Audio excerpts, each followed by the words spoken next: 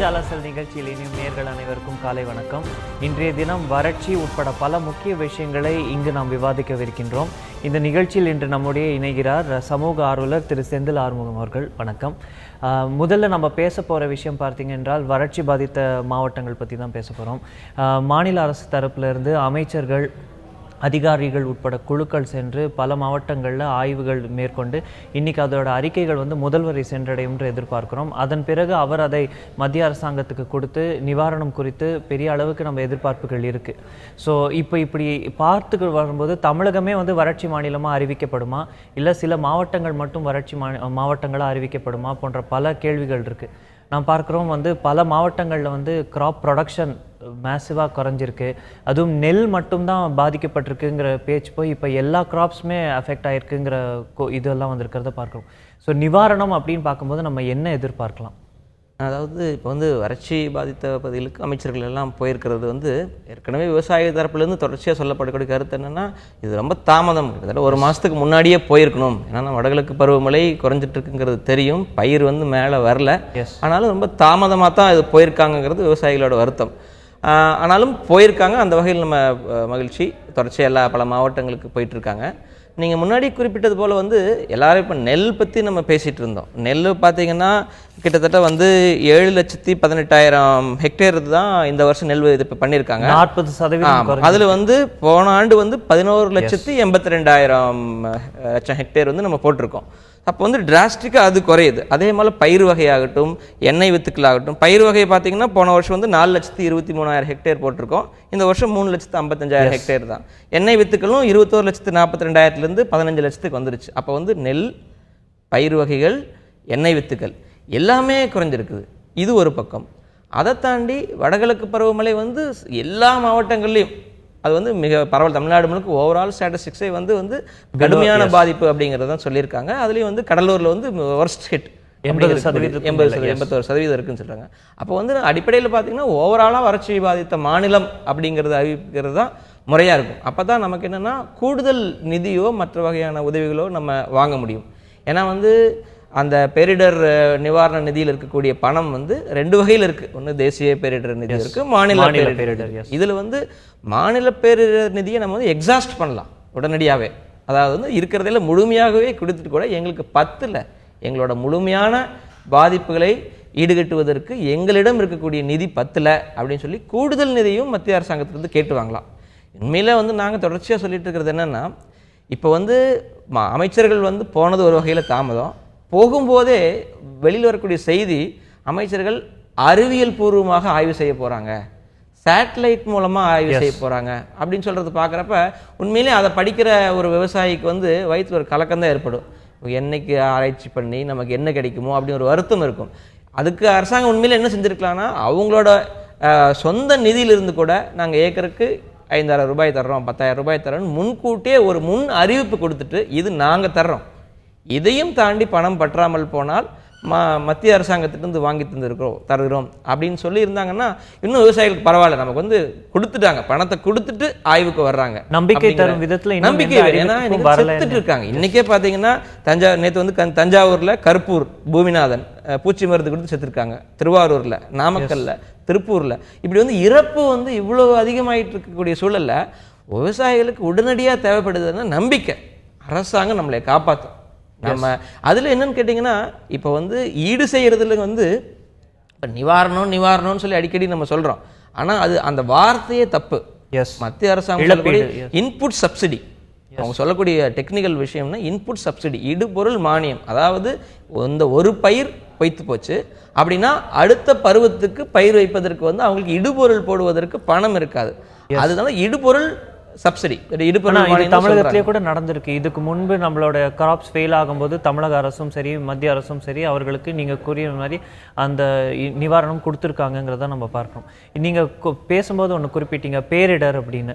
இது ஒரு பேரிடரா நம்ம பார்க்க ஆரம்பிச்சிட்டோம்னு நினைக்கிறீங்களா, இல்லை இன்னுமே நம்ம அதுக்கு விழித்துக்கொள்ளலை அப்படிங்கிறதான் பார்க்குறோமா? இல்லை, ஆக்சுவலாக பேரிடரா பார்த்துருந்தா நேற்று ஆய்வுக்கு போன அமைச்சர்கள் கூட இறந்த விவசாயிகள் பற்றி குறிப்பிடும் பொழுது வயோதிகத்தினாலும் உடல்நிலை சரியில்லாதனாலும் கூட இறந்தாங்கன்னு அமைச்சர் MC சம்பத் சொல்லியிருக்காரு. இன்னொரு அமைச்சரும் கூட சொல்லியிருக்காங்க. அப்போ இதை பார்க்கக்கூடிய ஒட்டுமொத்த தமிழ்நாடு மக்கள் என்ன நினைப்பாங்க, நிதி கொடுக்கக்கூடிய மத்திய அரசாங்கம் என்ன நினைப்பாங்க? அமைச்சரே நீங்க சொல்றீங்க வயோதிகத்தினாலதான் இறந்திருக்கிறாங்க அப்படின்னு சொல்லிட்டு. அப்ப வந்து அது நம்ம அதை கூட நம்ம வந்து அரசு தரப்புல இருந்து ஒரு சில அமைச்சர்களுடைய கருத்துக்களாகவும், ஏன்னா அரசாங்கத்தோட ஸ்டாண்ட் பாயிண்டாவும் இன்னதை நம்ம பார்க்கல. அப்படி பார்க்கும் பொழுதுதான் வந்து இது ஒரு பேரிடரா நம்ம வந்து பார்க்க ஆரம்பிச்சாச்சா, அதற்கு ஏற்றாற் போல் நம்ம தயாராயிட்டு வரோமாங்கிற கேள்வி. நமக்கு என்னன்னா இப்ப வந்து இது தவிர்க்க முடியாத நிர்பந்தத்தில் இருக்கு தமிழக அரசாங்கம். ஒரு வகையில் வந்து இவங்க வந்து ஒன்று தவிர்க்க முடியாது. நான் அது வந்து இது வந்து பேரிடர் இல்லைன்னு சொல்ல முடியாது. எனக்கு ஒட்டுமொத்த தமிழகமே இன்னைக்கு வந்து வரலாறு காணாத வறட்சியில் இருக்கு, எல்லாத்துக்கும் தெரியும்.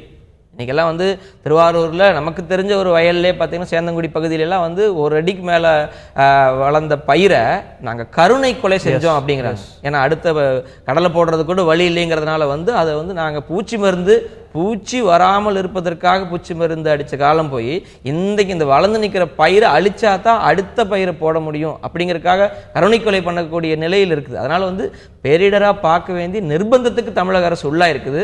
ஆனாலும் எடுத்து வரும் வேகம் வந்து இன்னும் கூடுதலாக வேணும் அப்படிங்கிறது தான் வந்து இன்னைக்கு தேவையா. விவசாய பிரச்சனை குறித்து நம்ம பேசிட்டு இருக்கும்போது முக்கியமாக கவனிக்க வேண்டிய விஷயம் பார்த்தா காப்பீடு. இதில் வந்து காப்பீடு வந்து பயிருக்கு இருக்குது, ஆனால் மரணம் அடைகிற விவசாயிகளுக்கு காப்பீடு இல்லை அப்படிங்கிற ஒரு குற்றச்சாட்டும் இருக்குது. அது வந்து கவனிக்கப்பட வேண்டும் என்ற ஒரு கோரிக்கையும் இருக்குது. இதை தவிர நம்ம பார்த்தோம் இன்னொன்று அப்படின்னு பார்த்தா எந்த அளவுக்கு நிவாரணம் கொடுக்க முடியும். ஏன்னா வந்து ஒரு ஏக்கருக்கு என்ன ப்ரைஸ் கொடுக்க போகிறாங்க, அதுவும் மாநில அரசு மத்திய அரசு இப்படி பல்வேறு ஸ்டேக் ஹோல்டர்ஸ் இருக்கும் பொழுது யார்கிட்டேருந்து எப்போ என்ன வரும், அது ரொம்ப தாமதமாக வந்துருமோங்கிற அச்சம் இப்போ இருக்கு இல்லையா? உண்மைதான். அதாவது குறிப்பாக இந்த காப்பீடுங்கிறது ரொம்ப முக்கியமான விஷயம். அதில் வந்து பயிர் காப்பீட்டு வந்து தமிழக அரசாங்கம் என்ன சொல்கிறாங்கன்னா, நாங்கள் வந்து இந்த நிவாரண நிதி கொடுக்கறதுலேருந்து தாண்டி உங்களுக்கு பயிர் காப்பீட்டு மூலமாக தேவையான அளவு பணம் வந்துடும் அப்படின்னு சொல்லி ஒரு 19 ஒரு விஷயம் சொல்கிறாங்க. ஆனால் என்னென்னு பார்த்தீங்கன்னா யதார்த்தத்தில் வந்து இன்றைக்கி டெல்டாவில் இருக்கக்கூடிய அல்லது மற்ற எந்த பகுதியில் இருக்கக்கூடிய விவசாயிகளுக்கும் பயிர் காப்பீடு மூலம் வர்றதுங்கிறது வந்து ஒரு எட்டாக்கணியாக தான் இருந்துட்டு இருக்குது. ஏன்னா பயிர் காப்பீட்டில் வச்சுருக்கக்கூடிய ஃபார்முலா என்னென்னா கடந்த 7 ஆண்டு சராசரி விளைச்சல் எடுத்துக்கங்க, அதில் வந்து மிகவும் பாதிக்கப்பட்ட 2 ஆண்டை கழிச்சிருங்க, மீதி இருக்கக்கூடிய 5 ஆண்டு சராசரி எடுத்துக்கங்கன்னு சொல்லிட்டு ரொம்ப ஒரு காம்ப்ளிகேட்டட் கஷ்டப்படுத்தக்கூடிய சிஸ்டம் தான் வச்சுருக்காங்க. ஏன்னா யதார்த்தத்தில் நமக்கு தெரியும் 2 டன்னோ 2 டன்னோ வருது அப்படின்னா அதில் ஏதாவது ஒரு மினிமம் ஆவரேஜ் வச்சுட்டு வந்து உடனே நம்ம காப்பீடு கொடுக்கலாம். ஆனால் இந்த மாதிரியான ஒரு காப்பீடு இப்போ இருக்கக்கூடிய சிஸ்டம்ங்கிறது வந்து ரொம்ப சிக்கலானது. இதன் மூலம் கண்டிப்பாக விவசாயிகளுக்கு முழுமையான பலன் தராது. முன்னாடி காலத்தில் வந்து என்னென்னு கேட்டிங்கன்னா ஃபிர்கா லெவலில் தான் எடுத்தாங்க காப்பீடுங்கிறது, ஃபிர்கா லெவலில் எடுத்தாங்க. அது இப்போ வந்து இந்த மத்திய அரசாங்கம் வந்ததுக்கப்புறம் அது கிராம லெவலில் வந்திருக்கு. அதுவுமே பத்தாது, கிராமத்துக்கு 4 சாம்பிள் எடுக்கிறேங்கிறாங்க. அந்த 4 சாம்பிள் ரேண்டம் சாம்பிள் சொல்லுவாங்க. அதாவது அந்த ரேண்டம் சாம்பிளில் நல்லா விளைச்சலுக்கு கூடிய வயலில் வந்துருச்சுன்னா அந்த ஊருக்கே கிடைக்காது. அப்போ என்னன்னா இன்னும் தொழில்நுட்பம் எவ்வளவோ போயிடுச்சு. ராக்கெட்டெல்லாம் விடுறேன்னு சொல்கிறோம், விண்வெளியிலேருந்தெல்லாம் ஆராய்ச்சி பண்ணுறேன்னு சொல்கிறோம். பாதிக்கப்பட்ட சரியான விவசாயிகளுக்கு காப்பீடு கிடைக்கும் அப்படிங்கறத உத்தரவாதப்படுத்துறதுக்கு இன்னைக்கும் நமக்கு சிஸ்டம் இல்ல. இதுல இருக்கக்கூடிய இன்னொரு பெரிய குற்றச்சாட்டு இல்ல விவசாய தரப்புல இருந்து வைக்கக்கூடிய முக்கியமான கோரிக்கை பார்த்தா இதுக்கு ஒரு சிங்கிள் விண்டோ சிஸ்டம். ஏன்னா இதுக்கு மல்டிபிள் பேப்பர் ஒர்க்ஸோ இல்ல இதுக்கு பலதரப்பட்ட அதிகாரிகள் கிட்ட சென்று முறையிடுவதற்கான இது இருக்கிறதுனால இது எல்லாத்தையுமே சேர்த்து கொண்டு வந்து ஒரே இடத்துல விவசாயிகளுக்கு ஒரு தீர்வு கொடுக்கறதுக்கு இன்னும் நம்ம நகரலங்கிறத தான் பார்க்கிறோம். உண்மை என்னன்னா இது எளிமைப்படுத்த வேண்டி இருக்குது. ஏற்கனவே வறட்சி, புயல், கடன் தொல்லை, மழை வெள்ளம், கடன், கந்துவட்டி, இந்த மாதிரி இத்தனை சிக்கல்கள் நடக்கிறப்ப வந்து விவசாயம் செய்கிறது வந்து ஒரு எளிமையான, ஏற்கனவே ஒரு லாபகரமான தொழிலாக தான் இல்லை, அது ஒரு எளிமையான தொழில். சொல்கிறதுல வந்து அடிப்படை பிரச்சனைகள் நீக்குவதற்கு கூட வழி இல்லாத நிலையில் தான் இன்றைக்கி இருந்துட்டு இருக்கு. ஏன்னா வந்து இந்த இன்சூரன்ஸ் வந்து இப்படி இருக்குது. அதே போல் வந்து தான் விலை நிர்ணயத்திலையும் சரி, இன்சூரன்ஸ் இப்படி போயிருக்கு, விலை எப்படி நிர்ணயிக்கப்படுதுன்னா எந்த ஒரு தொழிற்சாலையிலும் பொருளை தயாரிக்கிறவங்க அவங்க வந்து அவங்களுக்கான விலையை நிர்ணயிச்சுக்கிறாங்க. ஆனால் இன்னைக்கு இதுக்கு இந்த மாதிரியான நெல், கரும்பு, அடிப்படை விவசாய பொருட்களுக்கு அரசாங்கம் நிர்ணயிக்குது. அரசாங்கம் நிர்ணயிக்கிறப்ப வந்து நம்ம பெரிய முக்கிய அறிஞர்கள் கொடுத்த கமிட்டியில் கூட என்ன சொல்லியிருக்காங்க, இவங்களுக்கு உற்பத்தி செலவு எவ்வளோ ஆச்சோ உற்பத்தி செலவுலேருந்து 50% கூடுதலாக கொடுத்தா தான் அவங்க நியாயமான விலையா இருக்குன்னு சொல்றாங்க. ஆனா இப்ப இருக்கக்கூடிய நிலையில பாத்தீங்கன்னா 10% தான் கிட்டத்தட்ட கூடுதலா வருது. அவங்க 100 ரூபாய் உற்பத்தி செலவாகுதுன்னா வந்து 10 ரூபா வந்து கூடுதலா தான் கிடைக்குது. அப்போ வந்து அவங்களுக்கு வந்து நியாயமா இழந்தா காப்பீடு வந்து முறையா கிடைக்காது, விலை நியாயமா கிடைக்குன்னா விலையும் நியாயமா கிடைக்காது. அந்த பக்கம் வட்டி வந்து கடுமையா இருக்குது. இன்னைக்கு வந்து பார்த்தோம் மிகப்பெரிய சொகுசு கார்களுக்கு பெரிய பெரிய விஷயங்களுக்கெல்லாம் வந்து 0% இன்ட்ரெஸ்ட் அப்படின்னா வட்டி இல்லா கடன்கிறாங்க. ஆனால் இப்போ விவசாயத்துலலாம் பார்த்தீங்கன்னா இன்றைக்கி வந்து காலகாலமாக குறைஞ்சிட்டு வருது. முன்னாடி இதுலேருந்து இப்போ குறைஞ்சிட்டு வந்துட்டு இருக்குது. ஆனாலும் இன்றைக்கி 4% 3% பேசக்கூடிய நிலையில் இல்லை. ஒரு நாள் தாமதம் ஆகிட்டா கூட 7% வட்டிங்கிறது 11% 14% வட்டி வரைக்கும் போகக்கூடிய இது இருக்குது. அப்போ வட்டி பிரச்சனை, இன்சூரன்ஸ் நமக்கு முறையாக கிடைக்காது, சரியாக விலையும் கிடைக்கல. அப்படிங்க இன்னொன்று இந்த ஆய்வு செய்ய போகிறப்ப அமைச்சர்கள் மற்றவங்கெல்லாம் ஆய்வு செய்யக்கூடிய பகுதியும் பாதித்த பகுதியாக இல்லாமல் அவங்களுக்கு கொஞ்சம் எளிமையாக இருக்கக்கூடிய பகுதிக்கு போகிறாங்க. அது ஒரு பெரிய சிக்கலாக. ஓகே, இதுலேயே நம்ம பார்க்குறோம் விவசாய தரப்புலேருந்து நம்ம இவ்வளோ விஷயங்கள் பேசும்போது மாநில அரசு தரப்புலேருந்து நம்ம பேசினோம் அப்படின்னா இது எந்த விதத்தில் நம்மளுடைய பொருளாதாரத்தில் ஒரு தாக்கத்தை ஏற்படுத்த போகுது அப்படிங்கிற ஒரு அச்சமும் இப்போ இருக்குது. ஏன்னா ஒரு ஃபெயில்டு மான்சூன் அப்படிங்கிறது, பயிர் லாஸ் அப்படிங்கிறது அந்த மாநிலத்தோட வளர்ச்சிக்கே ஒரு முட்டுக்கட்டையாக இருக்கும் அந்த ஃபிஸ்கலுக்கு, அந்த வருஷத்துக்கு அப்படின்னு பார்க்குறோம். அப்படி பார்க்கும்போது இந்த ஃபெயில்டு மான்சூனோட இம்பேக்ட் தமிழகத்தோட எக்கானமியில் எந்த அளவுக்கு பெரிய தாக்கத்தை ஏற்படுத்தும் நம்ம பார்க்கலாம். கண்டிப்பாக என்னென்னா இது பொதுவாகவே பிரச்சனைகள் 2 விஷயம் இருக்கும். உடனடி பிரச்சனை, அக்யூமுலேட்டட் ரிசல்ட். இப்போ நமக்கு அக்யூமுலேட் ஆகிட்டே இருக்குது, ஒவ்வொரு வருஷமும் குறைஞ்சிட்டே இருக்குது. நான் முன்னாடியே சொன்ன போல அந்த எண்ணெய் வித்துக்கள், பயிர், நெல் எல்லாமே குறைஞ்சிட்டே இருக்குது, வருஷம் குறைஞ்சிட்டே வருது. இப்போ அக்யூமுலேட்டட் லாஸ்ங்கிறதுல நாளைக்கு இன்னும் வரக்கூடிய ஆண்டுகளில் மிக கடுமையான பிரச்சனைகளை உருவாக்கும். ஏன்னா இது விவசாய கடன்களையும் தள்ளுபடி செய்ய ஒரு கட்டாயத்துக்கு போனோம்னா அதுவும் ஆட் ஆகிடும். இயற்கையிலே என்னன்னு கேட்டிங்கன்னா, இப்போ எந்த அரசாங்கங்கள் அதிமுகவாகட்டும் திமுகவாகட்டும் யார் ஆட்சி பொறுப்பு வந்தாலும் முதல்ல அவங்க செய்யக்கூடிய ஒரு கையெழுத்தா இந்த விவசாய கடன்கள் தள்ளுபடிங்கிறாங்க.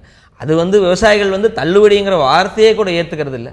நீங்க இது அரசோட, மத்திய அரசாகட்டும் மாநில அரசாகட்டும், நீங்கள் எடுத்த கொள்கைகள் சரியாக இல்லாத காரணத்தினால, நீங்கள் செய்த கொள்கை குழப்பங்களால் எங்களுக்கு இங்கே பாதிப்பு வந்துச்சு.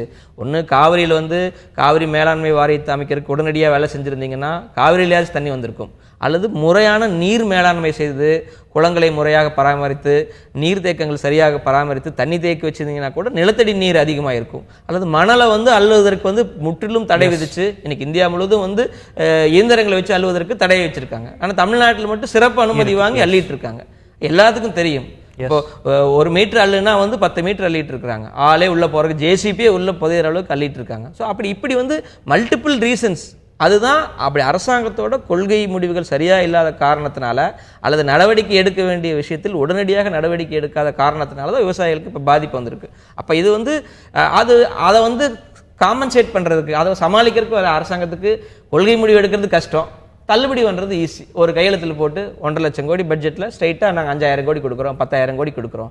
இதில் மறைமுகமாக விவசாயிகளுக்கு ஒரு நெகட்டிவ் மைண்ட் செட் உருவாக்குறாங்க. என்னன்னு கேட்டிங்கன்னா, எப்படியும் கடன் வாங்குறப்ப ஒரு விவசாயி நியாயமாக கட்டணும்னு நினச்சா கூட பக்கத்து வீட்டுக்காரர் சொல்கிறாரு, ஏன்பா நீ போய் இது கட்டுற, கொஞ்சம் எப்படியும் இந்த எலெக்ஷன் வரப்போகுது இல்லை, 1 வருஷம் 2 வருஷத்தில் எலெக்ஷன் வர்றப்போ தள்ளுபடி பண்ணிடுவாங்க. அப்படின்னா அப்ப கடன் வாங்கினா கட்ட வேண்டியதே இல்லைங்கிற நிலைக்கு கொண்டு போறாங்க. மொத்த மாநிலத்துக்கும் சரி நாட்டோட பொருளாதாரத்துல தான் இது பெரிய தாக்கத்தை ஏற்படுத்தும். கண்டிப்பா மிகப்பெரிய ஏன்னா இது டைரக்டான தாக்கத்தோட இன்டைரக்ட் தாக்கங்கள் நிறைய. இப்போ ஹாஸ்பிட்டல், இப்போ விவசாயி இவ்வளவு பேர் சாகுறாங்க, இவ்வளோ பேர் ஒவ்வொருத்தருக்கும் அவங்களுக்கு இழப்பீடு கொடுக்கறதாகட்டும், அவங்களுக்கு மருத்துவமனை செலவாகட்டும், அந்த மாதிரி சோஷியல் இம்பாக்ட்னு சொல்லுவாங்க. நாளைக்கு விதவை பென்ஷன் அவங்களுக்கு கொடுக்க வேண்டியிருக்கும். அந்த மாதிரி அந்த இன்டைரக்ட் இம்ப்ளிகேஷன்ஸ் இன்னும் கூடுதலாக இருக்கும். இதில் ரொம்ப சுருக்கமாக கடைசியாக நம்ம பேச வேண்டியது, விவசாயிகளுக்கு காப்பீடு, இழப்பீடு இதெல்லாம் ஒரு பக்கம் இருக்க, இமீடியட் தேவை அவர்களுக்கு ஒரு கவுன்சிலிங் சப்போர்ட், அது இன்னும் நம்ம எஸ்டாப்ளிஷ் பண்ணலன்னு பார்க்குறோமா? அதான் இப்போ கவுன்சிலிங்கிறது என்னங்கன்னா, இனிமேலாவது ஒரு உயிர் கூட போகாத லெவலுக்கான அந்த உத்தரவாதம் அரசாங்கத்தோட செயல்பாடுகள் பரவாயில்லப்பா, நம்ம உயிரை மாற்றிக்கக்கூடிய அவசியம் இல்லை, நம்ம கண்டிப்பாக இந்த அரசாங்கம் நம்ம பின்பற்றுறது. அது டைரெக்டாக மானிட்டரிங்கிறத தாண்டி இவங்களோட செயல்பாடுகளில் தெரிஞ்சிடும். இவங்க ஒரு அக்ரெசிவாக மிகப்பெரிய டீம் போட்டு ஒவ்வொரு ஊராக வர, பரவாயில்லப்பா நம்ம அமைச்சர்கள் இத்தனை ஊர்களுக்கு வர்றாங்க, மிக பரவாயில்ல வேலை செய்கிறாங்க, மத்திய அரசாங்கத்தோட ஒரு போரிட வேண்டிய நிலையில் இருக்குன்னு கூட சொல்லலாம். எங்களுக்கு கர்நாடகாவில் பல 100 கோடிகள் உடனுக்குடன் கேட்டு வாங்குறாங்க. தமிழ்நாடு அரசாங்கம் எங்களுக்கு 10 இல்லை, எங்களுக்கு மாநில பேரிடர் நிதியில் இவ்வளோதான் இருக்குது, இப்போவே லெட்டர் அனுப்பலாம். ஏன்னா நாளைக்கு கொடுத்து முடிச்சதுக்கு அப்புறம் லெட்டர் போடுறதுக்கு பதிலாக இன்னும் விரைந்து செயல்படுவதை பார்க்கும் பொழுது விவசாயிகளுக்கு ஒரு நம்பிக்கை கிடைக்கணும். நம்ம அரசாங்கம் நமக்காக வேலை செய்யுது, அந்த நம்பிக்கை தான் அவசியம். ஆல்ரெடி நம்ம லேட்டாக பண்ணிட்டு இருக்கிறோம், இனிமேலாவது கொஞ்சம் மெளிச்சுக்கிட்டு விரைவாக பண்ணணும். ஜல்லிக்கட்டு பிரச்சனைக்கு ஒரு தீர்வு வருமா என்ற எதிர்பார்ப்பும் தமிழகத்தில் அனைத்து தரப்பட்ட மக்களிடையே இருப்பதை பார்க்கின்றோம். இது குறித்து அரசியல் தலைவர்களும் பல கருத்துக்களை தினசரி தெரிவித்த வண்ணம் உள்ளனர். முன்னாள் மத்திய அமைச்சர் திருமதி ஜெயந்தி நடராஜன் நேற்றைய தினம் பத்திரிகையாளர்களிடையே கூறிய கருத்துக்களை பார்த்துவிட்டு விவாதத்துக்குள் செல்வோம். மத்திய அரசாங்கம் நினைச்சா இனிமேல் உச்சநீதிமன்றத்தை அணுகிதான் அதை செய்ய முடியும். ஏன்னா அது உத்தரவு பிறப்பித்தது மத்திய அரசாங்கம், அதுவாக இருந்தாலும் உச்சநீதிமன்றத்தை உத்தரவு போட்டுட்டதுனால இனி உச்சநீதிமன்றம் தான் அதில் வந்து நடவடிக்கை எடுக்க முடியும். பொங்கலுக்கு இன்னும் கொஞ்சம் நாட்கள் தான் இருக்குது. ஜல்லிக்கட்டு நடக்குமாங்கிற கேள்வி பெரிய அளவுக்கு இருக்குது. சென்னையில் நேற்றைய தினம் பார்த்தோம்னா சோஷியல் மீடியா மூலமாக ஒரு கேம்பெயின் நடத்தி பலர் வந்து மெரினாவில் திரள்றாங்க. தமிழகத்தில் பல இடங்களில் வந்து தடையை மீறி ஜல்லிக்கட்டு நடத்த முயற்சிகள் நடக்கிறதையும் நம்ம பார்க்குறோம். இது வந்து ஒரு பெரிய சோஷியல் இஷ்யூவாக இப்போ வளர்ந்துட்டு வருதோ அப்படிங்கிற ஒரு அச்சமும் லா அண்ட் ஆர்டர் விஷயத்துலையும் பார்க்குறோம். அந்த அச்சமும் இருக்குது. கண்டெம்ட் ஆஃப் கோர்ட் ஆகிடக்கூடாதுன்னு பார்க்குறாங்க. அரசியல் தரப்பிலும் பல கருத்துக்கள் வைக்கப்படுது. ஜல்லிக்கட்டு இந்த முறை நடக்குமா? நடக்கணும் அப்படிங்கிறது தான் வந்து தமிழக மக்களின் எதிர்பார்ப்பு.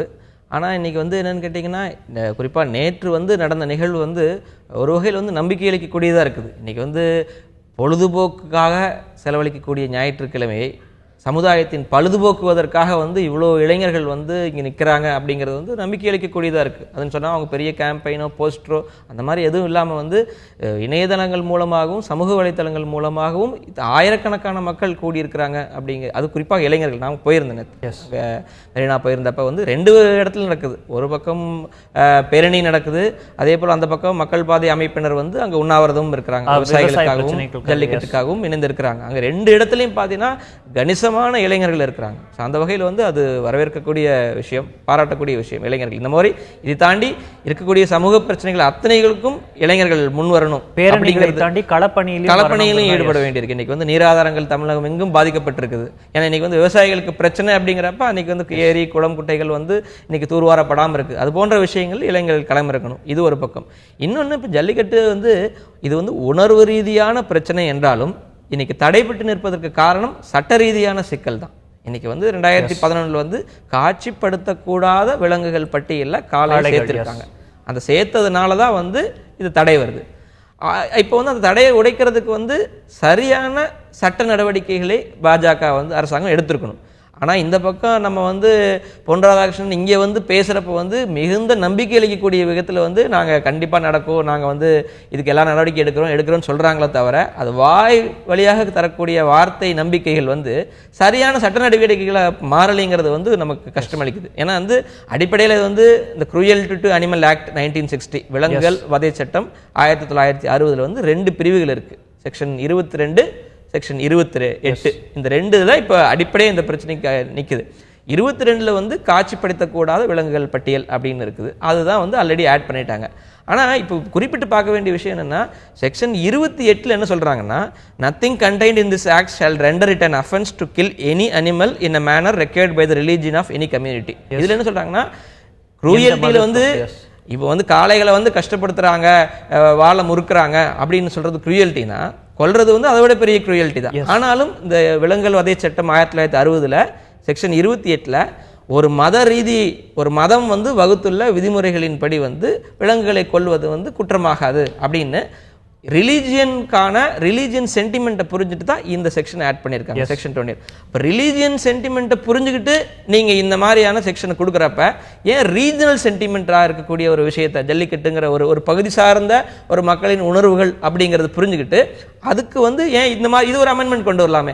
மதம் அப்படிங்கிறதுக்கு செக்ஷன் 28 ஒரு விதிவிலக்கு இருக்கிற மாதிரி, அப்போ இது மக்களோட உணர்வு சம்பந்தப்பட்டது.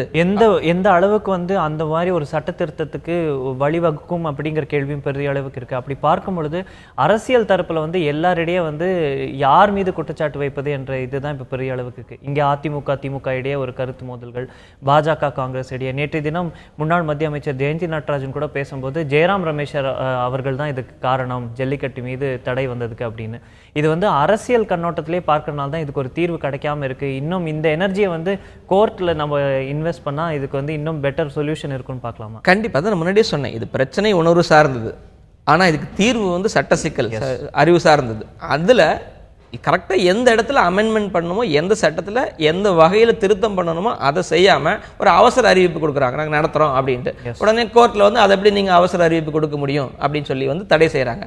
அப்போ வந்து இப்போ பீட்டாவோட வந்து குற்றச்சாட்டு என்னென்னா, கொடுமைப்படுத்தப்படுது, முறைகேடுகள் நடக்குது அப்படின்னு தான் சொல்கிறாங்க. சரி, இப்போ எளிமையான மக்களுக்கு புரியல வரையில் சொன்னோன்னா, இப்போ சாலைகள் பாலங்கள் போடுறதுல வந்து ஏராளமான ஊழல் நடக்குது, முறைகேடுகள் நடக்குது.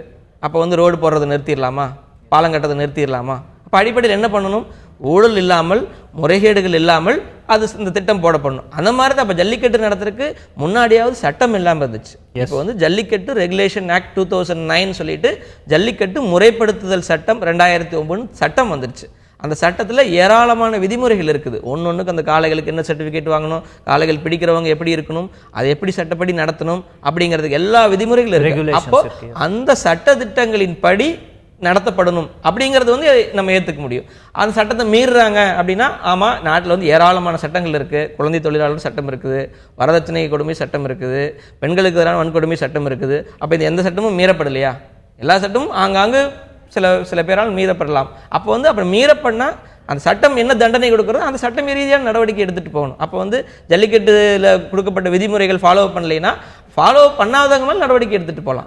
அந்த அப்படி வரும்போது தான் அவர்கள் தரப்பு கருத்துக்களையும் நம்ம பார்த்தா வந்து எந்த அளவுக்கு உங்களால் வந்து இதை கண்காணிக்க முடியும்? ஏன்னா இது ஒரு பெரிய ரீஜனல் இஷ்யூவாக இருக்கும் பொழுது எத்தனை பேர் உங்களால் தண்டிக்க முடியும் ஒரு ரீஜனாலிட்டி இருக்கும்போது அப்படிங்கிற கருத்தும் வைக்கப்படும் இல்லையா? யதார்த்தம் நான் சொன்ன மாதிரி இப்போ இது எல்லா விஷயத்துக்கும் இதை பொருத்தி பார்க்க முடியுமா? நான் சொன்னேன், சட்டங்கள் ஏராளமான சட்டங்களை பட்டியலிடலாம். இப்போ காவல்துறை போலீஸ் ஸ்டேஷன்லேயே வந்து லாக்அப் இந்த மாதிரியெல்லாம் சில முறைகேடுகள் நடக்குதுங்கிற மாதிரிலாம் சொல்கிறோம். அப்போ வந்து உடனே போலீஸ் ஸ்டேஷன் மூடிடுன்னு சொல்லிட முடியுமா? இந்த மாதிரி ஒரு பிரச்சனைகள் நடக்கிறப்ப ரேஷ்னல் அப்ரோச்சும்பாங்க, அறிவு ரீதியிலான அணுகுமுறை. இது வந்து ஒரு ஸ்பெக்குலேஷன் தான். ஒரு இப்படி நடக்கலாம், எவ்வளோ பேர் நீங்கள் பிடிப்பீங்க அப்படிங்கிறது ஒரு அந்த இதுக்குள்ள நம்ம போக வேண்டாம். நம்ம சொல்கிறது என்னென்னா, இது முறைப்படுத்துங்க, தவறு செய்பவர்களை தண்டிங்க. எஸ், அது ஏன்னா இன்னைக்கு வந்து சோஷியல் மீடியாவோ இன்னைக்கு ஊடகங்களோட தாக்கங்கள்லாம் வந்ததுக்கப்புறம் வந்து இவ்வளவு வந்து அவ்வளவு தவறுகள் நடக்கிறதுக்கு வாய்ப்பு இருக்காது அப்படின்னு நினைக்கிறேன். டிமானிட்டைசேஷன் அறிவிச்சதுக்கு அப்புறம் பார்த்தீங்கன்னா பெரிய விஷயமே வந்து டிஜிட்டைசேஷன் அப்படிங்கிறது தான் பிரதமருடைய ஒரு பெரிய அறிவிப்பாக இருந்தது. நிறைய பேர் வந்து வாலெட்ஸ் பயன்படுத்தணும், கிரெடிட் டெபிட் கார்ட்ஸ் பயன்படுத்தணும் அப்படின்னு. ஆனால் நேற்று இரவு திடீரென்று பெட்ரோல் பங்குகள் வந்து கிரெடிட் டெபிட் கார்ட்ஸ் இன்றிலிருந்து நம்ம அலோவ் பண்ண மாட்டோம், கேஷ் டிரான்சாக்ஷன் மட்டும்தான் அப்படிங்கிற ஒரு அறிவிப்பை திடீர்னு விட்டு அதுக்கப்புறம் பேங்க்ஸ் வந்து கொடுத்த வாக்குறுதியின் பேரில் அதை திரும்பி வாபஸ் வாங்குறாங்க. இன்னைக்கு திருப்பியும் கார்டெல்லாம் பயன்படுத்தலாம். ஆனால் இது வந்து ஒரு சின்ன ஸ்டம்பிளிங் பிளாக் அப்படின்னு பார்க்காம இந்த பிரச்சனைகள்லாம் இன்னும் நிறைய வரும்னு நம்ம எதிர்பார்க்கலாம். ஏன்னா பேங்க்குகள் விதித்த அந்த 1% டிரான்சாக்ஷன் ஃபீயை வந்து வேவ் ஆஃப் பண்ணணும் கம்ப்ளீட்டாக அப்படின்னு. ஆனால் இப்போ Jan 13 வரைக்கும் தான் வேவ் ஆஃப் பண்ணியிருக்காங்க. ஸோ இன்னும் இதில் தீர்க்கப்படாத பிரச்சனைகள் பல இருக்குன்னு தான் நம்ம பார்க்குறோம் இல்லையா? பார்க்குறப்ப வந்து எளிமையான முறையில் சொல்லணும்னா, ஒருத்தர் வந்து குழி தோண்டிட்டு போவார், ஒருத்தர் விதை நட்டுட்டு போகணும், அடுத்தவர் வந்து மண்ணை மூடிட்டு போகணும். அப்படிங்கிற திட்டத்தில் வந்து குழி தோண்டினவர் தோண்டிட்டு போயிட்டார், அடுத்தவர் விதை நட்டுறவர் நடுல, ஆனால் அடுத்தவர் வந்து மண்ணை மூடிட்டு போயிட்டார். இப்போ விதைமில்லாவே மூடப்பட்டுச்சு. இந்த மாதிரி தான் இப்போ ஒரு துறைக்கும் இன்னொரு துறைக்கும் எந்த விதமான தொடர்புகள் இன்டகிரேஷன் இல்லாமல் ஒரு ஸ்பெசிஃபிக் பர்பஸ்க்காக கேஷ்லெஸ் இந்தியா அப்படின்னு திட்டம் கொண்டு வர்றாங்க. கேஷில் அதாவது பணம் இல்லாமல் இணையதளம் மூலமாகவும் வேறு வகையிலும் பரிமாற்றம் செய்கிறப்ப பரிசு கொடுக்குறாங்க. எஸ், இந்த பக்கம் அப்படி ஒரு சிறப்பு திட்டம் அறிவிச்சுட்டு பெட்ரோல் பங்கு மிக அதிக லெவலில் கார்டு பயன்படுத்தக்கூடிய, இன்னைக்கு பெட்ரோல் பங்க் உரிமையாளர்களே சொல்லியிருக்கிறது 40% வரைக்கும் வந்து கார்டு மூலம் பயன்படுத்துகிறாங்க அப்படிங்கிறாங்க. பெட்ரோல் பங்க் கிட்டத்தட்ட 4470 பங்கு, சென்னையில் மட்டும் 600 பெட்ரோல் பங்க் இருக்குது. இதில் எல்லாம் கார்டு பயன்படுத்திட்டு இருக்கிறாங்க. இன்ஃபேக்ட் அந்த இது பிரச்சனை நடந்தப்பவே கார்டு தான் ரொம்ப பயனுள்ளதாக இருந்தது. அப்போது அரசாங்கம் வந்து இன்னும் கூடுதல் சலுகை கொடுத்துருந்துருக்கணும். கரெக்டாக பார்த்தீங்கன்னா அதில் வந்து கார்டு வருஷங்கன்னா இதே இப்போ வந்து 1% வரி, அதாவது 1000 ரூபாய் வரைக்கும் 0.2.5%, 2000 வரைக்கும் 0.5, 2000க்கு மேலே 1%. அதுவே கூட கிரெடிட் கார்டுக்கும் டெபிட் கார்டுக்கும் வேற மாதிரி பண்ணியிருக்காங்க. அப்போ இது என்னன்னா அடிப்படையிலே வந்து யோசிச்சு தான் செய்கிறாங்களா அல்லது ஒருங்கிணைப்பு இல்லாத எங்கே குளறுபடி நடக்குதுங்கிற ஒரு கேள்விக்குள்ளாகுது. ஏன்னா மக்கள் வந்து இப்போ உடனே பெட்ரோல் பங்க் வந்து ஒரு எதிர்ப்பு தெரிவிக்கிறாங்க. இப்போ இந்த மாதிரி மிகப்பெரிய இந்தியா முழுக்க இருக்க பண நீக்க திட்டம் அப்படிங்கிறப்ப வந்து எல்லா தரப்புலேருந்தும் ஆதரவு வந்து அரசாங்கத்துக்கு கிடைக்கணும். இப்போ பெட்ரோல் பங்க்கில் வந்து நீங்கள் கார்டு ஸ்வைப் பண்ணால் வந்து ஒரு 1% டேக்ஸ் போடுவீங்க அப்படின்னா வந்து கம்ப்ளீட்டாக வந்து இது பிளான் பண்ணி தான் நடக்கப்படுதான்னு ஒரு பெரிய கேள்விக்குள்ளாகுது. ஏன்னா இந்த திட்டம் இப்போ 13ஆம் தேதி வரைக்கும் எக்ஸ்டெண்ட் பண்ணியிருக்கிறாங்க. அது வந்து ஒரு வகையில் 13க்கு அப்புறம் அப்போ வந்து ஒரு பெரிய கேள்வி இது வந்து முறையான திட்டமிடல் இல்லாமல் நடத்தப்பட்டிருக்கு. இதனால் பெரிய பாதிப்பு பொதுமக்களுக்கு வந்து ஏற்படுங்கிறது தான் உண்மை. எஸ், நான் பார்க்குறோம் இது வந்து இப்போ நீக்கி பெட்ரோல் பம்ப் அப்படின்னு பார்க்கும்போது இந்த கார்டு பேஸ்ட் டிரான்சாக்ஷன்ஸோ இல்லை டிஜிட்டல் டிரான்சாக்ஷன் ஃபர்ஸ்ட் எல்லாருமே கேட்கறது அந்த டிரான்சாக்ஷன் ஃபீ வேவ் ஆஃப்ங்கிறது சாத்தியமா? ஏன்னா பேங்க்குகளுக்கு இதில் ஏற்படக்கூடிய நஷ்டம் வந்து இழப்பீடு மூலமாக மீண்டும் வருமா அப்படிங்கிற பல விஷயங்கள் இருக்கு. ஸோ நம்ம வந்து transaction fee waive off complete waive ஆஃப்ங்கிறது நடக்கும்னு நினைக்கிறீங்களா? இல்லைன்னா அது வந்து மீண்டும் மீண்டும் ஒரு பிரச்சனையாக பூதாகரமாக வெடிக்கும் பார்க்குறோம். பெட்ரோல் பங்க் உரிமையாளர்கள் தரப்புலேருந்து சொல்கிறது என்னென்னா, ஏற்கனவே நாங்கள் பெட்ரோலுக்கு ₹2.40 டீசலுக்கு ₹1.42 நிர்ணய வரியாக ஏற்கனவே கொடுத்துட்டு நீங்கள் இப்போ கூடுதல் சுமையை ஏற்றுறீங்க. இது காலகட்டம்னு பார்க்க வேண்டியிருக்கு. சரி, இப்படிப்பட்ட ஒரு திட்டம் கொண்டு வரதுன்னா அது இதுதான் சரியான டைமா? இது காரணங்கள் 1000 சொல்லிடலாம். இன்றைக்கி வந்து இந்தியாவே வந்து காலங்காத்தால் எந்திரிச்சோன்னே எந்த ஏடிஎம்மில் பணம் இருக்குன்னு மக்கள் போய் நின்றுட்டு இருக்கக்கூடிய சூழலில் ஏதோ கார்டு தான் கை கொடுத்துட்டு இருந்தது, காசு கை கொடுக்கல, கார்டு தான் கை கொடுத்துட்டு. இன்றைக்கி வந்து ஒரு கையை உடைச்ச மாதிரி வந்து கார்டு உங்களுக்கு ஒர்க் ஆகாது அப்படின்னு சொன்னீங்கன்னா, நீங்கள் 1000 காரணங்கள் சொன்னாலும் திட்டங்கள் எல்லாமே மக்கள் நலனுக்காகத்தானே, மக்களோட வாழ்க்கையை எளிமைப்படுத்துவதற்கு தானே ஒரு அரசாங்கத்துக்கு பொறுப்பு இருக்குது. இது இன்னும் காம்ப்ளிகேட் பண்ணுறாங்க. அப்போ அடிப்படையில் இது ஒரு கோப உணர்வு, எதிர்ப்புணர்வு தான் உருவாக்கும். அப்போ வந்து டெக்னிக்கல் ரீசனை மக்கள் இப்போ எதிர்பார்க்கல. ப்ராக்டிக்கலாக நான் என்னோட சராசரி வாழ்க்கைக்கு நீங்கள் தொந்தரவு பண்ணாதீங்க. இப்போவே ஏற்கனவே இருக்கக்கூடிய குற்றச்சாட்டு என்னென்னா, அரசாங்கங்கள் வந்து பெரும்பாலும் எங்களோட வாழ்க்கைக்கு பெரிய லெவலில் உதவி நீங்கள் செய்யலை, எங்களை தொந்தரவு பண்ணாமையாச்சு இருங்க அப்படிங்கிற நிலைப்பாடு தான் இருக்குது. ஸோ பெட்ரோல் பங்குகள் வந்து இன்றைய தினம் கார்டுகள் இப்போ அக்செப்ட் பண்ணுறாங்க, 13ஆம் தேதி வரைக்கும் அக்செப்ட் பண்ணுவாங்கங்கிறது தான் செய்தி. அதுக்கப்புறம் என்னங்கிறது மீண்டும் பொறுத்திருந்து பார்க்கணும். இதே விஷயத்தில் பார்த்தோம்னா சுப்ரீம் கோர்ட்டே வந்து ஆதார் அட்டை வந்து கம்பல்சரி இல்லை அப்படின்னு சொல்லியாச்சு. ஆனால் அரசாங்கம் வந்து பல விஷயங்களுக்கு ஆதார் அட்டையை வந்து மேண்டேட்ரி ஆக்கிட்டு வர்றதையும் பார்க்குறோம். ஒரு பேங்க் அக்கௌண்ட்டாக இருக்கலாம், இல்லைனா ஒரு சேவிங்ஸ் டெபாசிட்டாக இருக்கலாம், பல விஷயங்களுக்கு ஆதார் அட்டை தேவை அப்படிங்கிறதும், பேன் கார்டையும் வந்து இனிமேல் ஒரு பேங்க் அக்கௌண்ட்டோட சேவிங்ஸ்க்கு நம்ம மேண்டேட்ரியாக கொடுக்கணுங்கிற டீட்டெயில்ஸும் வருது. ஸோ பேன் கார்டு, ஆதார் அட்டை இது போன்ற ரெஸ்ட்ரிக்ஷன்ஸ் வர்றது வந்து எக்ஸ்பெக்டட் தான் அப்படின்னு பார்க்குறோமா, இல்லை சுப்ரீம் கோர்ட்டே சொன்ன ஆதார் அட்டை கம்பல்சரி இல்லைன்னு சொன்னதுக்கப்புறமா அரசாங்கம் பண்ணுறதை நம்ம எப்படி எடுத்துக்கிறோம்? அதான் ஆக்சுவலாக இதெல்லாம் வந்து கண்டிப்பாக வந்து 2 விஷயம். ஒன்று பக்கம் ஆதார், இன்னொரு பக்கம் பேன். இப்போ வந்து முழுமையாக எல்லாத்துக்கும் நம்ம கொடுத்து முடிச்சிட்டோமா அப்படின்னு கேட்டால் அதில் பெரிய லேக்கிங் இருக்குது. நம்ம கண்டிப்பாக முழுமையாக எல்லாத்துக்கும் கொடுக்க முடிக்கல. அதனால தான் உச்சநீதிமன்றத்துலேருந்து திருப்பி அதை சொன்னாங்க. நீங்கள் இன்னும் கம்ப்ளீட்டாக எல்லாத்துக்கும் போய் சேராத பட்சத்தில் வந்து நீங்கள் வந்து அந்த ஆதார் அட்டை இல்லாதனால இந்த சலுகை அவருக்கு கிடைக்கக்கூடாதுன்னு சொல்லக்கூடாது அப்படின்னு இது வரைக்கும் அதுதான் ஸ்டாண்டிங். அதில் வந்து இன்னும் புது ஜட்ஜ்மெண்ட் எதுவும் வரதில்லை.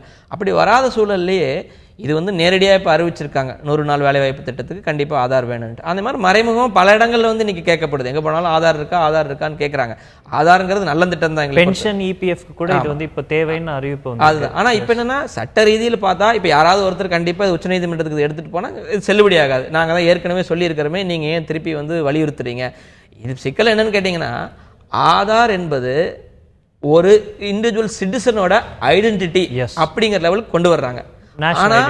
ஆனா as per the act, Aadhaar ஆக்ட்ல சொல்லப்பட்டிருக்கிறது என்னன்னு கேட்டீங்கன்னா, அரசாங்கங்களின் திட்டங்கள், சலுகைகள் சரியான நபருக்கு, ரைட் பெனிஃபிஷரி போய் சேருவதற்காகத்தான் இந்த திட்டம். அப்போ ஆக்ட் போட்டீங்க. அப்போ ஆக்டே நீங்கள் ஒரிஜினலாக வந்து இட்ஸ் இண்டிவிஜுவல் ஐடென்டிட்டி ஆக்ட்னு கொண்டு வந்தால் யாரும் இன்னைக்கு இது விவாதத்துக்கு வரமாட்டாங்க. தனிநபரோட அப்ளிகேஷன், அவருடைய எஃபர்ட்டை பொறுத்து தான் ஆதாரும் பேன் கார்டும் வரப்போகுது. இப்படி வந்து சில மேண்டேட்டரி நார்ம்ஸ் கொண்டு வந்தால் தான் எல்லாரும் ஆதார் பேன் கார்டு எடுப்பாங்கிறதுக்காக இந்த முயற்சி வருதுன்னு நம்ம பார்க்கலாம். அது நாங்கள் சொல்கிறோம், நாங்கள் அடிப்படையில் ஆதாரோ பேன் இதெல்லாம் வரவேற்கிறோம். ஆனால் என்னென்னா அது முறையாக செஞ்சு முடிக்க வேண்டிய அவசியம் இருக்குது. சட்ட சிக்கலும் ஒரு பக்கத்தில் இருக்குது. அப்போ இந்த மாதிரி சமயத்தில் இப்போ நீங்கள் இன்னும் நெருக்குதல், இதை வந்து கம்பல்ஷன் கொண்டு வர ஆரம்பிச்சிங்கன்னா கண்டிப்பாக இது உடைவெட்டு போகும். எப்படி ஜல்லிக்கட்டு உடைவெட்டு போச்சோ அதே போல் வந்து இதுவும் வந்து நிற்காமல் போயிடும். இப்போ திருப்பி யாராவது ஒருத்தர் சுப்ரீம் கோர்ட் கேஸ் எடுத்துகிட்டு போனாங்கன்னா 100 நாள் வேலைவாய்ப்பு திட்டத்துக்கு ஆதார் கார்டு கேட்கக்கூடாது அப்படிங்கிற நிலை தான் வந்து நிற்கும். மத்திய அரசாங்கத்தோட இன்னொரு பெரிய ரிஃபார்ம் அப்படின்னு பார்த்தாலே வந்து மின் வாரியத்தில் பெரிய ரிஃபார்ம்னு பார்த்தா உதய் திட்டம். இதில் பல மாநிலங்கள் வந்து ஜார்க்கண்ட் உட்பட பல மாநிலங்கள் சேர்ந்துட்டாங்க, பல மாநிலங்கள் சேர போகிறாங்க. இன்றைய தினம் தமிழகம் உதய் திட்டத்தில் சேர போகிறதுங்கிற செய்திகள் வந்திருக்கு. ஸோ உதய் திட்டமே வந்து என்னென்னா மின் வாரியத்தில் இருக்கக்கூடிய கடன் சுமையை குறைக்கிறது, அதில் இருக்கக்கூடிய குவாலிட்டி ஆஃப் ப்ரொடக்ஷன், உற்பத்தியை வந்து பெட்டர் ஆக்கிறதுக்குமான ஒரு திட்டமாக பார்க்குறோம். தமிழகத்தோட இந்த முடிவு, உதய் திட்டத்தில் சேரக்கூடிய இந்த முடிவை நம்ம எப்படி பார்க்குறோம்? ஏன்னா தமிழகம் சேராது அப்படிங்கிற ஒரு எதிர்பார்ப்பு இருந்தது முதல்வர் ஜெயலலிதா அவர்கள் இருந்தபோது. இப்போ தமிழகம் சேருது. ஸோ இது வந்து அட்மினிஸ்ட்ரேஷன் மாறுறதுனால வந்ததுன்னு பார்க்குறீங்களா, இல்லைனா ஸ்டேட்ஸோட டிமாண்ட்ஸை வந்து மத்திய அரசாங்கம் வந்து புரிஞ்சு கொண்டு தமிழகத்துக்கு நிறைய லெவரேஜ் கொடுத்ததுனால தான் தமிழகம் சேருதுன்னு பார்க்குறோமா? இல்லை, இது வந்து என்ன கேட்டால் அடிப்படையில் இந்த உதவி திட்டம்ங்கிறது வரவேற்கக்கூடிய ஒரு திட்டம் தான். என்னென்னா வந்து இன்றைக்கி வந்து மின்சாரம்ங்கிறது மிக அத்தியாவசியமான ஒரு கமாடிட்டியாக இருக்கிறப்ப வந்து அதில் வந்து நிறைய மாற்றங்கள் கொண்டு வர, ரிஃபார்ம்ஸ் கொண்டு வர வேண்டி இருக்குது. பழைய காலத்து அதே முறையிலே நம்ம போயிட்டு இருக்க முடியாது. ஏன்னா குறுக்கிட மன்னிக்கணும், மின்வாரியங்களுக்கு தான் வந்து கடன் சுமை பெருசாக இருக்கிறத நம்ம பார்க்கணும். 80,000 கோடி, அதாவது 2015 புள்ளி வரப்படி 80,000 கோடி கடன் இருக்குது, அக்யூமுலேட்டட் லாஸ்மாங்க. இது வந்து 2011 4 ஆண்டுக்கு முன்னாடி கூட வந்து அது 40,000 கோடியாக தான் இருந்தது. கிட்டத்தட்ட டபுள் ஆயிருக்கு 4-5 வருடங்களில் வந்து. ஸோ இப்போ இது வந்து இந்த கடன் வந்து இப்படி அதிகமாக வந்து அது மறைமுகமாக வந்து மாநில அரசுக்கு பாதிப்பு ஏற்படுது. ஏன்னா இவங்க வந்து பட்ஜெட்டில் வந்து வருஷம் ஆவரேஜாக 5000 கோடி 6000 கோடி வந்து சப்சிடி கொடுத்துட்டே இருப்பாங்க. இதில் என்னன்னு கேட்டிங்கன்னா இப்போ டான்ஜெட்கோ மின்வாரிய நிறுவனங்கள் வந்து கடன் வாங்கினாங்கன்னா வந்து கிட்டத்தட்ட 14% வரைக்கும் கூட அங்கே வட்டி போடும். ஆனால் வந்து இதே இப்போ இருக்கக்கூடிய உதய திட்டத்தில் என்ன சொல்கிறாங்கன்னா வந்து இதை வந்து 75%, அதாவது செப்டம்பர் 30, 2015 சொன்னது என்னென்னா செப்டம்பர் 30, 2015 வரைக்கும் எவ்வளோ கடன் இருந்ததோ அந்த கடன் தொகையில் 75% மாநில அரசாங்கம் டேக் ஓவர் பண்ணிக்கணும் அப்படிங்கிறாங்க. இது வந்து நீங்கள் வந்து மின் வாரியத்தோட கடன் இல்லாமல் மாநில அரசாங்கத்தோட கடனாக கொண்டு வந்துருக்கேன். மாநில அரசாங்கத்தின் கடன் கொண்டு வர்றப்ப அது வந்து அவங்களுக்கு வட்டி வந்து கம்மியாக இருக்குது, அதை விட 9% கீழே வருது. அப்போ அந்த ஒரு வகையில் வந்து அதை வரவேற்கலாம். அதே போல் வந்து அவங்க சொல்கிறது என்னென்னா ஆப்ரேஷனல் எஃபிஷியன்சி அதிகப்படுத்துங்க. ஏன்னா நமக்கு வந்து நம்ம ஒரு இடத்துலேருந்து இன்னொரு இடத்துக்கு மின்சாரம் தயாரித்த இடத்துலேருந்து வீட்டுக்கு கொண்டு போய் சேர்றதுக்குள்ள வந்து இந்தியா ஃபுல்லாக ஆவரேஜாக கிட்டத்தட்ட 27% 30% லாஸ் இருக்குங்க, டிரான்ஸ்மிஷன் லாஸ். அப்படி அந்த மாதிரி டிரான்ஸ்மிஷன் லாஸ் இருக்கக்கூடாது. மீட்டர்ஸ் எல்லாம் வந்து டிஜிட்டைஸ்டு மீட்டர்ஸ், நியூ மீட்டர்ஸ் வைக்கணும். அந்த மாதிரியான நிறைய பரிந்துரைகளை சொல்லியிருக்காங்க. நம்ம காலத்திற்கேற்ற, ஏன்னா வேற இதில் வந்து காம்ப்ரமைஸ் பண்ணிக்கலாம். ஏன்னா அந்த கிரிட் இன்ஃப்ராஸ்ட்ரக்சர் அப்படிங்கிறது இன்னுமே கூட பல விதத்தில் மேம்படுத்தப்படணும் அப்படிங்கிறத நம்ம பார்க்குறோம். ஸோ இந்த உதய திட்டத்தினால அந்த மாதிரி பவர் இன்ஃப்ராஸ்ட்ரக்சர் பெட்டர் ஆகும்னு நம்ம பார்க்கணும். கண்டிப்பாக அதாவது பண்ணணும். அதில் என்ன நோக்கத்துக்காக இந்த திட்டம் கொண்டு வந்தாங்களோ இப்போ இன்னும் பல இடங்கள்ல வந்து டிஜிட்டல் மீட்டர்ஸ் மாற்றதில் வந்து சுணக்கம் காட்டப்பட்டு தான் இருக்குது. மிக விரைந்து அதை செய்யணும். டிரான்ஸ்மிஷன் லாஸை வந்து நம்ம குறைக்கிறதுக்கு அதிகபட்ச நடவடிக்கை எடுக்கணும். ஏற்கனவே நிறைய கமிட்டிகளில் ரிப்போர்ட்ஸ் கொடுத்துருக்காங்க. இந்த டிரான்ஸ்மிஷன் லாஸ் எல்லாம் எப்படி பண்ணலாம், என்னென்ன வழிமுறைகளில் வந்து நீங்கள் மின்சார முறையாக உற்பத்தி பண்ணலாம், அதுக்கெல்லாம் சொல்லியிருக்காங்க. ஆனால் அது எதுவும் வந்து பல்வேறு காரணங்களால் பின்பற்றப்படலை. இன்னைக்கு வந்து இன்னொரு வகையில் ஒரு அரசியல் காரணமும் சொல்லப்படுது. அது பெரிய விவாதத்துக்கு உட்படுத்த வேண்டிய அவசியம் இல்லை. ஏன்னா மறைமுகமாக வந்து பாஜக அரசு வந்து அதிமுகவுக்கு அழுத்தம் கொடுத்ததா, அதனால தான் ஏற்றுக்கிட்டாங்களா? இது வரைக்கும் முன்னால் எல்லாம் ஏற்றுக்காத திட்டங்கள் எல்லாமே 1 by 1 மதுரவாயில் திட்டமாகட்டும் அடுத்தடுத்த திட்டங்கள் வந்து உடனடியாக ஏற்றுக்கொள்ளப்படுதுன்னா அப்போ வந்து மறைமுகமாக பாஜக அரசு அழுத்தம் காரணமாக அதிமுக ஒரு வழி இல்லாமல் ஏற்றுக்குச்சா அப்படின்னு சொல்லப்படுது. இருந்தாலும் அது எதற்காக இருந்தாலும் சரி, அடிப்படையில் இது வரவேற்க வேண்டிய விஷயம். அந்த ரிஃபார்மை முறைப்படி செய்யணுங்கிறது தான் முக்கியம். எஸ், இதில் நம்ம பார்க்குறோம், நம்ம பேசும்போதே கூட ஒரு விவசாய பிரச்சனை எடுத்து பேசும்போதே வந்து நம்ம வந்து மாநிலத்துடைய நிதிச்சுமை பற்றி பேசுகிறோம். அப்படி இருக்கும் பொழுது ஏற்கனவே ஒரு பெரிய அளவுக்கு நிதிச்சுமை இருக்கும்போது இப்படி வந்து விவசாயம் பொய்த்து போன ஒரு வருஷத்தில் இதுவும் ஒரு அடிஷ்னல் பேர்டனாக தமிழகத்துக்கு வந்து சேரும் பொழுது அது எக்ஸ்சேக்கருக்கு ஒரு பெரிய பாதிப்பை ஏற்படுத்தும். நம்ம பார்க்கலையா? பாதிப்பை ஏற்படுத்தினதே நம்ம தான். எஸ், இது வந்து வெளி மாநிலமோ மத்திய அரசாங்கமோ நம்ம தலையில் சுமத்தினா பாரமோ கடனோ கிடையாது. நம்மளோட கொள்கை முடிவுகள் சரியாக இல்லாத காரணத்தினால இலவச மின்சாரம் அந்த மாதிரி அவசியமான விஷயங்களுக்கு இலவசம் கொடுக்கறது வந்து யாரும் மறுப்பதற்கு இல்லை. ஆனால் அந்த மாதிரியான இலவச மின்சாரம் கொடுக்குறப்ப அதை முறைப்படுத்தி சரியான நபர்களுக்கு தான் போகிறதா, சரியான அளவில் தான் அவங்கெல்லாம் மின்சாரம் பயன்படுத்துகிறாங்களா, மின் திருட்டு அந்த மாதிரிலாம் இருக்குது. இன்னைக்கு ஏராளமான இடங்கள் திருட்டு, நீ சொன்ன திருட்டு ரொம்ப முக்கியமான விஷயம். அப்போ அதையெல்லாம் முறைப்படுத்தி இருந்தால் அப்போ வந்து இந்த மாதிரி கடனே வந்திருக்காது.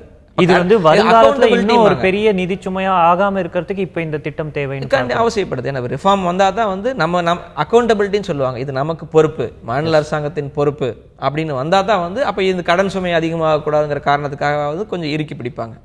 இப்போ மாநில அரசு தரப்புல இருந்து இதுக்கு ஒரு எக்ஸ்பிளனேஷன் கொடுக்கப்பட வேண்டும் என்று எதிர்பார்க்கப்படுகிறது எதிர்கட்சிகளால்.